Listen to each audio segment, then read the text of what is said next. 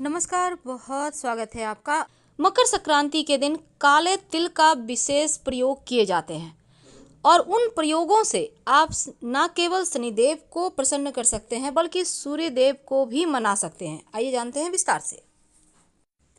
मकर संक्रांति के तारीख को लेकर थोड़ा उलझन है कि 14 जनवरी को मनाएं या 15 जनवरी को। देखिए, सबसे पहली बात तो संक्रांति यानी कि सूर्य जब धनु राशि से निकलकर मकर राशि में प्रवेश करते हैं तो इसको हम संक्रांति कहते हैं और मकर राशि में प्रवेश करने को मकर संक्रांति कहते हैं। तो चलिए जानते हैं विस्तार से। देखिए, 14 जनवरी रात 8:49 पर सूर्य मकर राशि में प्रवेश करेंगे। ऐसे में मकर संक्रांति 15 जनवरी को मनाई जाएगी और 15 जनवरी को ही स्नान, ध्यान, दान, पुण्य करना अच्छा रहेगा। ऐसा योग 1993 में इसके पहले बना था। इस दिन चूंकि तिल का महत्व है तो आज हम आपको तिल के ही प्रयोग बताएंगे। इस मकर संक्रांति पर क्या करें। मकर संक्रांति का त्योहार देश के अलग अलग हिस्सों में अलग अलग नाम से जानता है। जैसे कि सूर्यदेव की पूजा काले तिल से तो इस दिन करना ही चाहिए। और काला तिल सूर्यदेव को जब आप जल अर्पित कीजिएगा ना तो लोटे में डालकर अर्पित कीजिएगा। इस दिन काली उड़द की दाल, चावल, घी, नमक, गुड़ और खिचड़ी का दान किया जाता है। अब काला तिल और गुड़ से लड्डू बनाकर खाए भी जाते हैं और दान भी किए जाते हैं, क्योंकि शास्त्र के अनुसार तिल का दान करने से सूर्यदेव और शनिदेव दोनों की ही कृपा बरसती है। सूर्य ग्रह जो है हर महीने ही राशि परिवर्तन करते हैं, लेकिन मकर राशि में आने को जो मकर संक्रांति कहा जाता है, इस दिन सूर्य उत्तरायण हो जाते हैं और उनका उत्तरायण होना बहुत शुभ माना जाता है। तो भगवान सूर्य की पूजा काले तिल से ही होगी, इस बात का ध्यान रखना है। साथ ही इस दिन काला तिल का विशेष प्रयोग किए जाते हैं। विशेष प्रयोग क्या है ये भी हम जानेंगे, लेकिन पहले दो बातें आपके लिए। देखिए, ज्योतिष के अनुसार शनिदेव काले तिल का संबंध जो है ना उनसे है, शनिदेव से है, और सूर्यदेव का संबंध गुड़ से है। अब संक्रांति के दिन सूर्यदेव शनिदेव के घर मकर राशि में जाते हैं। ऐसे में काला तिल और गुड़ से बने लड्डू सूर्य और शनि के मधुर संबंध का प्रतीक बन जाता है, माना जाता है। और सूर्य और शनि दोनों ही मजबूत ग्रह माने जाते हैं और ऐसे में जब काला तिल और गुड़ के लड्डू का दान करेंगे तो सूर्य और शनि दोनों ही प्रसन्न होंगे और इसका प्रसाद ग्रहण करेंगे पूरे परिवार के साथ, तो उनकी पूरी कृपा आपके घर में सुख समृद्धि के रूप में बरसात करेगी। अब काला तिल को लेकर सूर्यदेव शनिदेव की एक पौराणिक कथा भी प्रचलन में है। कथा के अनुसार सूर्यदेव अपने पुत्र शनिदेव को पसंद नहीं करते थे और इसी कारण उन्होंने शनिदेव को उनकी मां छाया से अलग कर दिया। अब माता और पुत्र को अलग करने के कारण सूर्यदेव को कुष्ठ रोग का श्राप मिला। जब सूर्यदेव के दूसरे बेटे यमराज ने कठोर तप करके उनको कुष्ठ रोग से मुक्त करवाया।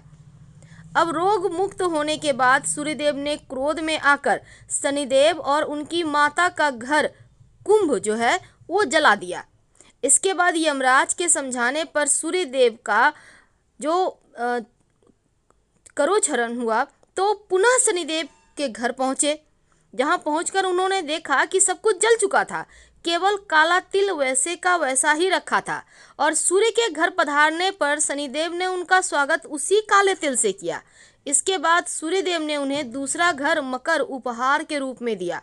इसके बाद सूर्यदेव ने शनिदेव को कहा कि जब भी वे उनके घर नए मकर में आएंगे, नए मकान में आएंगे, उनका घर फिर से धन धान्य से भर जाएगा। साथ ही कहा कि मकर संक्रांति के दिन जो भी काला तिल गुड़ से सूर्यदेव की पूजा करेगा उसके सभी प्रकार के कष्ट दूर हो जाएंगे और सूर्य और शनिदेव दोनों की ही कृपा प्राप्त होगी। तो शनि और सूर्य से जुड़े कष्ट दूर हो जाएंगे, इसलिए मकर संक्रांति पर काला तिल और गुड़ का खास महत्व है। यह तो थी कि काला तिल और गुड़ की महिमा, महत्व क्यों है। लेकिन काला तिल का विशेष प्रयोग भी इस दिन किया जाता है। कहा जाता है अगर मकर संक्रांति के दिन तिल यानी कि नहाने के पानी में काला तिल के 2-4 दाने डालकर स्नान करें, तिल को छुएं और छूकर दान करें और तिल को खाएं।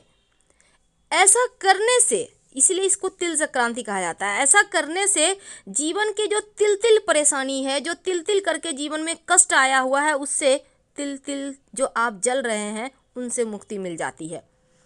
यानी तिल तिल हर परेशानी समाप्त। अब संक्रांति के दिन तिल का दान करने से राहु और शनि दोष भी दूर होता है। मान्यता है कि तिल की उत्पत्ति भगवान विष्णु के शरीर से हुई थी, इसीलिए इस दिन तिल का महत्व और बढ़ जाता है। और सूर्य भगवान के साथ मकर संक्रांति पर भगवान विष्णु की पूजा भी होती है। तो तिल का प्रयोग से आप न सिर्फ मकर संक्रांति पर आप सूर्य और शनि को प्रसन्न कर सकते हैं, बल्कि आपके जो पितृदेव हैं उनको भी प्रसन्न कर सकते हैं। जब आप सूर्य को जल अर्पित करेंगे तिल डालकर, तो ये सीधे पितृदेवों को तृप्त भी करता है और उनके आशीर्वाद से सुख समृद्धि बढ़ता चला जाता है। दूसरी बात, काला तिल के प्रयोग जब आप पीपल के पेड़ में जल अर्पित कीजिएगा तो 1 लोटा जल में 1 चुटकी काला तिल, अगर आपके घर में कच्चा दूध हो तो 2-4 बूंद दूध ले लीजिए, नहीं है तो छोड़ दीजिए। काला तिल के साथ थोड़ी सी मीठी वस्तु, गुड़ हो तो और अच्छा, ले जाकर आप पीपल के पेड़ में के जड़ में अर्पित कर दें और भगवान से प्रार्थना करें। क्योंकि देखिए, सूर्य उत्तरायण होंगे तो उत्तर दिशा भगवान की दिशा है। ऐसे में सूर्य देव के उत्तरायण होते ही भगवान देवताओं को बल मिल जाता है और पीपल के पेड़ में सभी देवी देवताओं का निवास माना जाता है। तो जब आप पीपल के पेड़ में जल अर्पित करते हैं तो देवी देवताओं का आशीर्वाद भी प्राप्त होता है और पितृदेवों को भी तृप्ति मिल जाती है। इस दिन पवित्र नदी सरोवर में नहाने का विधान है। अगर आप पवित्र नदी सरोवर में नहा पाएँ तो अच्छी बात, नहीं तो तिल का उपटन लगाकर तिल मिले हुए जल से स्नान करें और साथ ही तिल खाएं भी और तिल का दान भी करें। लेकिन किसी का भी तिल खाने से बचें, दान में तिल मत लें। वैसे अगर आप ब्राह्मण हैं तो ब्राह्मण को अधिकार है, उन्हें ले सकते हैं, लेकिन आम व्यक्ति किसी का भी तिल खाने के पहले 2 बार जरूर सोचे। अगर आप खाते भी हैं तो बदले में कुछ दे दें, क्योंकि तिल खाने से कर्ज बढ़ता है, तिल दान लेने से कर्ज बढ़ता है। तो ये आपके ऊपर है कि आप किसका तिल खाना चाहते हैं, किसके कर्ज ऊपर चढ़ाना चाहते हैं। नहीं तो आप उसके बदले में कुछ गिफ्ट वगैरह देके, कुछ विशेष चीज़ें डालकर, या कोई आपको खिला रहा है आप भी उनको बदले में तिल के लड्डू दे सकते हैं। तो जो इसके दुष्प्रभाव है वो समाप्त हो जाएंगे। अगर शनिदेव की 7.5 ढैया चल रही हो तब एक छोटा सा काम कीजिएगा। आप एक रोटी तो ऐसे इस दिन बनेगा नहीं, लेकिन अगर बना हो तो काला तिल गुड़ रखकर अपने ऊपर से 3 बार उतार कर गाय को या कुत्ते को खिला दें। अगर रोटी ना बना हो तो तिल गुड़ भी आप गाय को खिला सकते हैं, खिचड़ी भी खिला सकते हैं। तो इससे भी आप चाहें तो खिचड़ी में 2-4 दाने तिल के डालकर भी दान कर सकते हैं। तो इससे सूर्यदेव और शनिदेव दोनों की ही कृपा बरसेगी। तो इस दिन तिल का दान करने से शनिदेव की 7.5 ढैया से मुक्ति मिलती है, क्योंकि शनिदेव ने तिल से ही अपने पिता का सत्कार किया था जब वो मकर में आए थे। तो इसलिए सूर्यदेव भी प्रसन्न होते हैं और शनिदेव भी। तो काला तिल आप गाय को भी खिला सकते हैं, गुड़ के साथ लोगों में दान कर सकते हैं, पास के मंदिर में रखा सकते हैं, यहाँ तक कि शिव जी को भी अर्पित कर सकते हैं। मुश्किलें समाप्त होगी। पौष माह में जब सूर्य धनु राशि को छोड़कर मकर राशि में प्रवेश करते हैं तो उस दिन मकर संक्रांति का त्यौहार मनाया जाता है।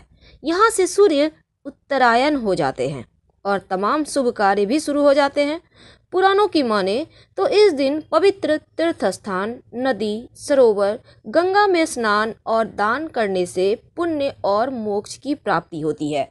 इसके अलावा संक्रांति के दिन पितरों का भी ध्यान किया जाता है, उनके निमित्त तर्पण जरूर करना चाहिए। इस दिन सात्विक भोजन खाने का भी विधान है और खिचड़ी का भोग लगाया जाता है। वैसे तो पूर्वजों की आत्मा की शांति के लिए खिचड़ी का दान भी करने का विधान है। मकर संक्रांति पर तिल गुड़ का प्रसाद भी बांटा जाता है और कई जगह पतंग उड़ाया जाता है। लेकिन आज हम बात कर रहे हैं नहाने के पानी में जो लोग घर में नहा रहे हैं वो क्या डाल दें और कैसे स्नान करें कि तमाम आपको इसके शुभ फल प्राप्त हों। तो भारत में ही नहीं बल्कि दुनिया में भी मनाया जाता है, जहाँ भी हमारे भारतीय है। देखिए, मकर संक्रांति का बड़ा महत्व है, क्योंकि पौराणिक मान्यता के अनुसार इस दिन सूर्यदेव अपने पुत्र शनिदेव के घर जाते हैं और शनिदेव मकर और कुंभ राशि के स्वामी हैं। अब पिता पुत्र के मिलन का ये वक्त है। कथा आती है कि असुरों पर भगवान विष्णु की विजय के तौर पर भी मकर संक्रांति मनाई जाती है। वैसे मकर संक्रांति के दिन भगवान श्री हरि ने पृथ्वी लोक पर असुरों का संहार कर उनके सिरों को काटकर मंदराचल पर्वत पर गाड़ दिया था। तभी से भगवान विष्णु की इस जीत को मकर संक्रांति पर्व के तौर पर मनाया जाने लगा। तो इस दिन सही तरीके से कैसे अब स्नान करें, तो चलिए समझते हैं। शास्त्रों के अनुसार चूंकि सूर्य अपने पुत्र से मिलने जाते हैं और यहाँ पर इस बार देवगुरु बृहस्पति और जो बुध देव हैं वो भी एक साथ हैं। अब उत्तरायण हो रहे हैं सूर्य और जो खरमास था वो समाप्त होगा, अच्छे दिनों की शुरुआत होगी। ऐसे में पवित्र नदी सरोवर में नहाना पूजा पाठ करने का विधान है। मकर संक्रांति के दिन सुबह सुबह उठकर पूरे घर की सफाई करें। नहाने के पानी में काला तिल 1 चुटकी डालें। बहुत लोग तिल का उपटन लगाकर भी नहाते हैं। इसके बाद आप लाल वस्त्र हो तो पहन ले, नहीं तो कोई भी एक कपड़ा अपने पास रखें। दाहिने हाथ में जल लेकर आप अगर व्रत रखते हैं तो संकल्प करें, नहीं रखते हैं तो दान पुण्य का संकल्प कर सकते हैं। सुबह के समय सूर्य देव को तांबे के लोटे में 1 लोटा जल अर्पित करें। जल में संभव हो तो लाल पुष्प, लाल चंदन, काला 1 चुटकी काला तिल, थोड़ा सा गुड़ डालकर अर्पित करें।